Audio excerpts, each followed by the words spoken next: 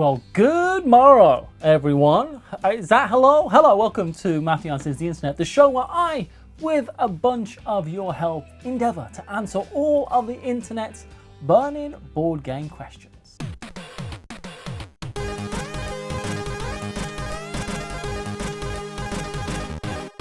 There's only one question this month, and gosh dang it, I believe I can answer it pretty darn well. Because that question is, what's the UK Games Expo all about? Well, the UK's Games Expo just happened, and I was there. I will be there at this point. Join me as we find out all about the UK Games Expo and what you can expect if you buy a ticket. If you come to the UK Games Expo, you'll probably end up here. This is where it happens, the NEC. It is the airport, which is right over there, and then the train station, which we're about to walk through in just a second. But you're right here. The joy of coming here is that you never actually have to go to Birmingham. And I can say that because I'm from around here. So yeah, the airport, then the train station, and you just walk this way and you'll be at the Expo. Right, so you've made it to the UK Games Expo. Congratulations. First thing you need to do, go get your badge.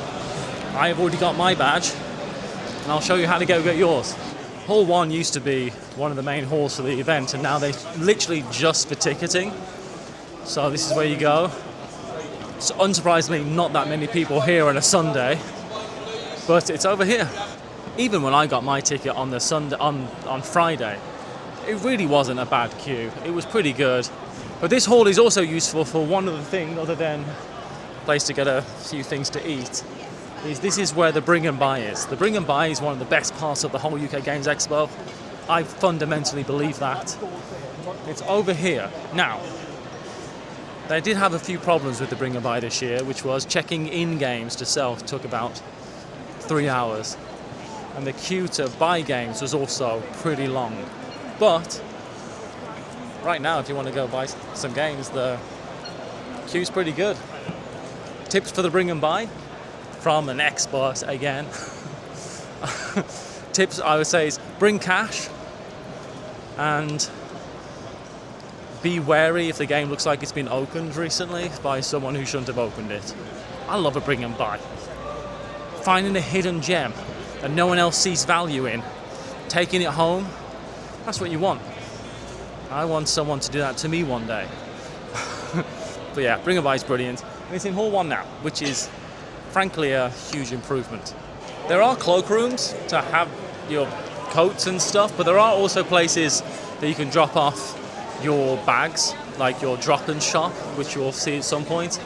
And that's, I think it's like £3 to drop off the bags that of games that you've been buying and stuff, so you don't have to walk around with them. Alright, you might be thinking that's all very well and good, but where the heck do you actually play games? Well, UK Games Expo has you covered. Sorry, I'm distracted. I can see a cat.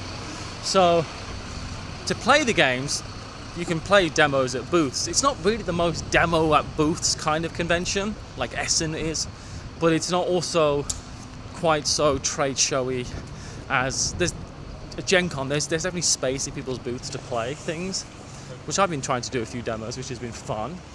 Paula likes demoing more than I do, so that's why I've been doing them. But to actually play games, sit down and have fun with some of your purchases, for that you have to go over to the Hilton. Before we get to the Hilton, you can, if you want, I guess, you go on Bear Grylls high ropes course, if that's something that interests you. There's always like a Viking reenactment here. And you know what? I've been coming to the UK Games Expo for 10 years. I've never walked through the Viking reenactment. What are they doing? This is it. There's loads of tents. I can smell wood fire and smoke. It's lovely. People are doing crafts. There's quite a few dogs. From what I understand, people who are doing the Viking reenactments, they're sleeping here. They camp out. It has ruined this world for everyone, if you ask me. I do think it's a little bit strange to reenact being Vikings in Britain, because one, the Vikings are bad guys, but let's not think about that too much and enjoy some of their fine wares.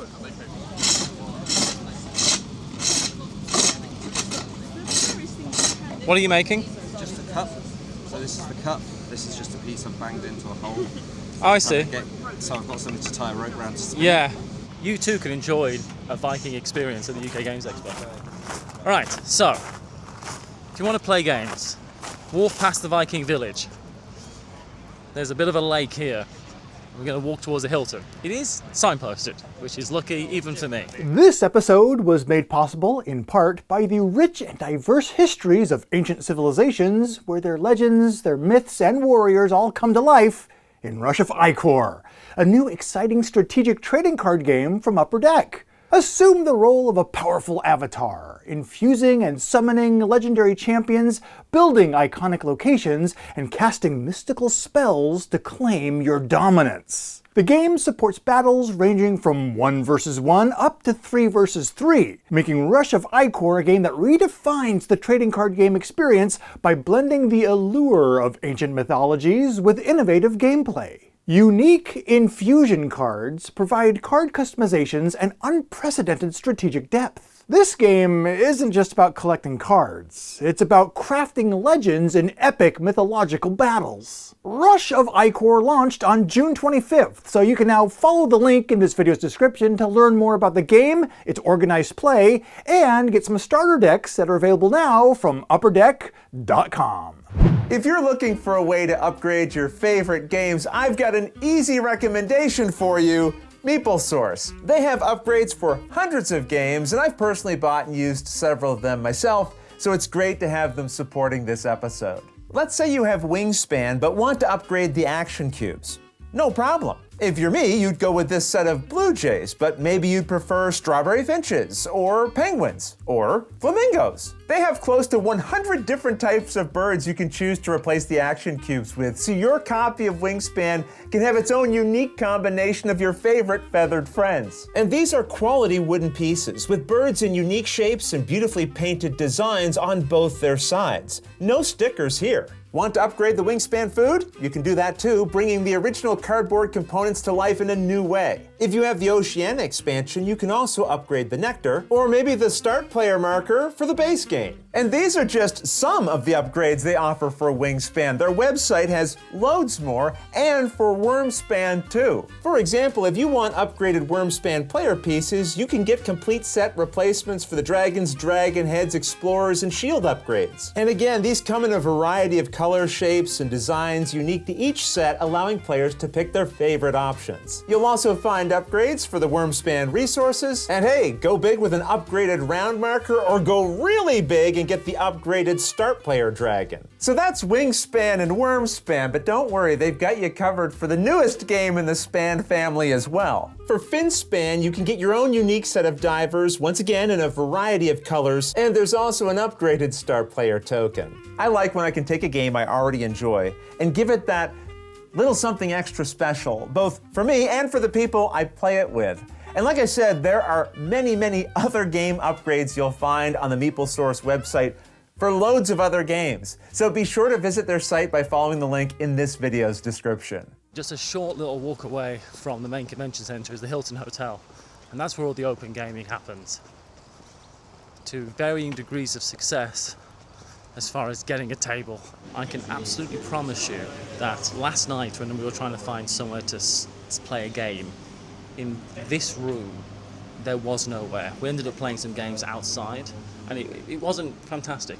There's other rooms as well attached to this area, but this is really the open gaming for the whole convention. I'm going to say it, open gaming is not the UK Games Expo's strong suit. I'd really like to see it improved. Obviously there's other hotel lobbies, but so many people in such a small space. It's not a strong suit, but it is possible. So don't think it's not possible. And if you can come and grab a table and reserve a table and plonk yourself down, you're going to have a better chance with it. It's in the Hilton as well that you'll find all the RPG and role-playing stuff. So there's lots of rooms that you can go to here. It's right, you'll find them once you're in the Hilton, and they're all booked out for you to do role-playing games and sign-up sheets, and there's also an event desk as well. Well, I think you can sign up for things. It's best to sign up for everything in advance. But yeah, there's a lot of role-playing that goes on here as well. Another good tip is if you're looking for food, and you're not stopping at the Hilton, you might not know that there's a bunch of food trucks outside the Hilton specifically. If you don't want to wait in a big line at something actually at the convention centre. I'm walking through some bushes. The Hilton's a good place to hopefully find a bit of a smaller queue. I will say though, if you're after dinner, something real to eat that wasn't from a food truck after the convention's over in the evening, if you make reservations early, you can always go to Resorts World. Resorts World is a 5-minute walk away from the convention centre. We're right near the front doors where I'm sitting right now. I can hear the Vikings literally going to arms in the background. Over there they've got stuff like a TGI Friday, a Five Guys, other restaurants. There's a Korean chicken place which I highly recommend. They do great cocktails. It's really good. But there's also a bowling alley, an arcade, a cinema. I think there's a casino, if that's what you're into. It's all over there. And it's a mere 5-minute walk on a wet afternoon whilst being chased by Vikings. But as I exit this little grassy knoll, in my honest opinion, I'm not from Birmingham, but I'm from the Black Country, so I'm from nearby. If you are just in the hotels here and you're going to the convention and you never go into Birmingham, I think you're making a mistake. We've just been to the train station. It's super simple to go there. You can get a fast train or a slow train. It's only 10 minutes away. Go into Birmingham and get some Indian food. I highly recommend you do that. It's called the Balti Triangle. It's some of the best Balti in the world. I really do think that's something good to do. It's a bit blustery out here. Yeah, I highly recommend that. If you really want to do dinner and you want to do something that's not, something that you've done before perhaps, go into town, make a reservation at an Indian restaurant. You really can't go wrong. I do think that's something that you should do to, experience a bit of Birmingham for yourself. There is a Starbucks in the convention centre, pleasing most people. Lots of events are running at the UK Games Expo all the time. A couple of places where they happen mostly are right in the middle where the convention halls are. And there's 2 rooms, the Toot Suite, and there's a room behind this as well. And they're doing RPG stuff in there, I think, but you can do live shows. And there's other places for live shows as well. There's lots of Nightmare Live and people doing role-playing shows and everything. If you do want some cheap, fast food, that's also a sit-down meal. There is a Wetherspoons, in the expo, which kind of makes me happy. It makes a little bit of my youth feel good, but it's a good place to go. Just again, getting a seat. I managed to eat lunch there yesterday, and by lunch I mean a bowl of chips, but I managed to sit down, and that's the important part. The convention itself is split over 4 halls now, and that's technically 3 halls, but it's 4 halls. There's a 3A for some reason. So there's lots to see. But this is a Sunday right now, but I will say the actual movement around the halls hasn't been that bad at all, which is nice. It's been better than it has been in previous years, just moving around the halls. And there is open gaming. I mean, this is Hachette's booth, and they're running all their demos, and there's definitely places to play demos and look at the tables, play Castle Combo. Spiel des Jahres recommended so far. Who knows what it win? My favourite thing at expos and most conventions though is always going to the smaller booths and having a look what's going on. Finding small, interesting, fun things to do, little hidden gems, little games that no one's heard of, that they won't be able to buy, but you've got a copy because you were at the expo. I love that type of stuff. I might have been coming to the expo for a long time, but I tell you what, the halls have changed and it's working your way around is a little bit fun. Well, I'm sure we'll manage together as a team. One good thing is I feel like the UK Games Expo is fairly evenly represented as far as tabletop games go, war games go. There's a bunch of board games, obviously, but there's also loads of RPGs. Chaosium are here right now. This is their booth. Call of Cthulhu people. If that kind of thing's your jam. But you can also buy a lot of t-shirts, I suppose, if t-shirts are your jam. I don't know what your jam is, but hopefully it's here at the UK Games Expo. I try not to get in everyone's way, but I will say, without a doubt, the hottest game of the whole convention is the one that's just on these tables. I did manage to play Fate of the Fellowship yesterday. Played with Paula and Matt Leacock, which was quite a nice surprise. It's really good. I'm not here to do official recommendations, but I will say that Mythic Mischief is in my top 10 games of all time. I love it. Ivy Studios. It's great. Just over there, Austin from Ivy Studios is talking about their new game, which is called Realm of Reckoning, I believe. And I played Realm of Reckoning last night. I tell you what, I really liked it as well.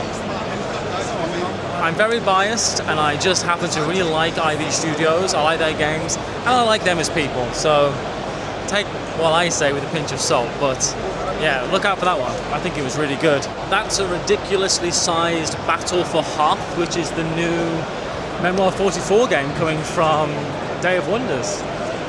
They have a normal version. I don't think it's for sale here. The normal version's pretty big, but the big version is big.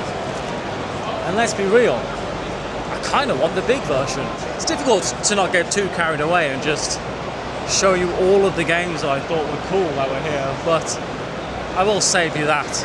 One thing I wanted to show you was that there is a huge amount of TTRPG tournaments here. I guess you can use the area for open gaming as well a little bit, maybe if you're lucky. I don't know.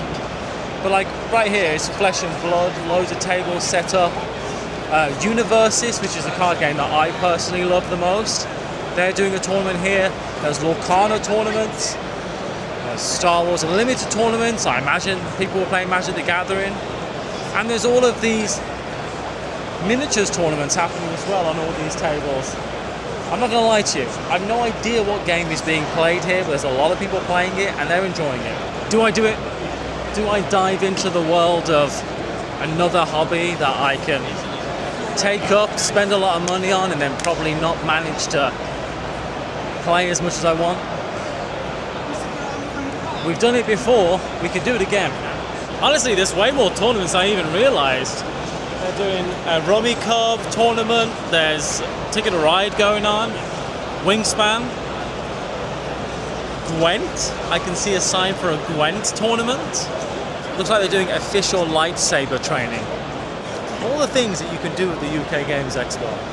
One thing to note is that around the edges of all the conventions halls, there are bathrooms, there are other places to get food, that type of stuff. I will say, an area where this convention is lacking is free water. Water fountains aren't the best, and they're a bit few and far between.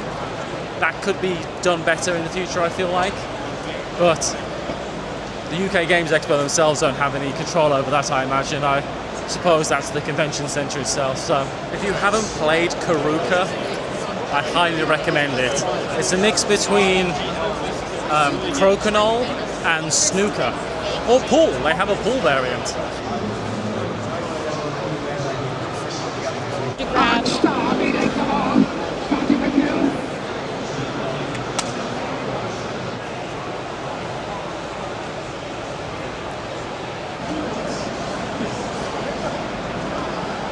Well, that's it for the UK Games Expo. I hope that you got some value out of this. I certainly enjoyed bringing you around and showing you what the deal is. If you've got any of your own hints, tips or tricks for the Expo, let me know.